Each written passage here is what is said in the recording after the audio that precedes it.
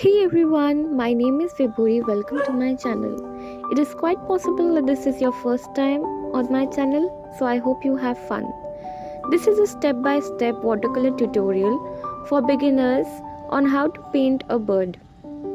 As you can see, I have used Baohong hot press paper. You may use any watercolor paper above 180 GSM thickness. To keep this video simple, we will only be using a combination of blue and yellow colors to paint this bird. The colors you'll require are displayed on the screen. I have used synthetic round brushes of sizes 0 and 2 from Stationerie. You can check their website out. This is a simple sketch of the bird I'm about to paint. You may pause the video and sketch it on your paper before painting.